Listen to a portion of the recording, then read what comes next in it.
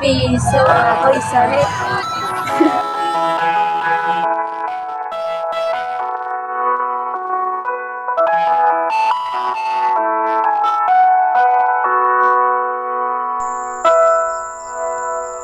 Laging sinasabi ng mga taong tumatanda na ang sarap bumalik sa pagkabata or ang sarap balikan ang iyong nakalakihan.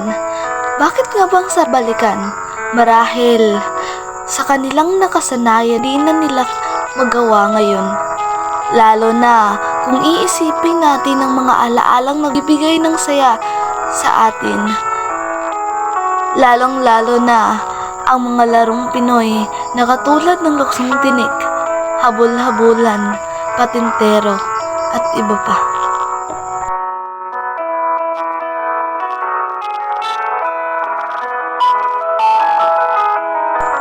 Hindi din natin maikukubli sa kanilang mga mukha ang kasiyahan na kanilang nadarama.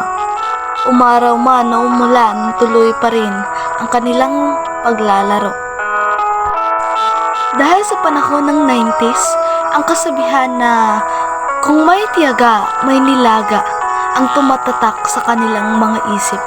Noon pa man ay may teknolohiya na, ngunit hindi pa ito lubos na laganap dahil iilan pa lamang ang gumagamit o iilan pa lamang ang may kayang magkaroon nito.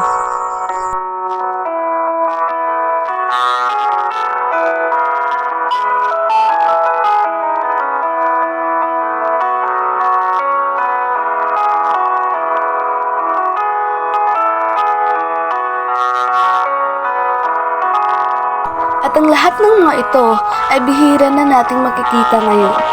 Batid na sa ating mga kaalaman na kasabay ng panahon ay ang pagbabago pagkakaroon ng bagong mga bagay. Ang mga naiimbento upang makatulong sa ating pang-araw-araw na pamumuhay.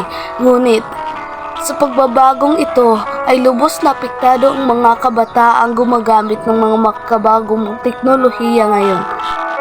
Dahil ito sa pag-abuso na paggamit ng mga ito tulad ng online game, social media at iba pa na madalas ang paggamit ay wala na sa ayos.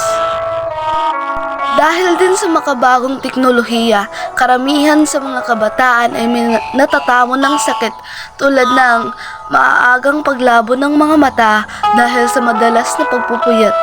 Laging matamlay sapagkat imbis na panlabas na laro ang ginagawa, madalas sa loob na lang ng bahay at nakababad sa harap ng computer, naglalaro ng iba't ibang online games. Ganito ang epekto ng makabagong teknolohiya na kung hindi natin mabibigyang pansin, malaki ang maaring maging epekto pa nito sa mga kabataan sa susunod na henerasyon. Huwag po nating kalimutan ang pagmamahal at pagtatanim ng mga halaman sapagkat ang mga ito ay napakamahalaga sa ating lipunan.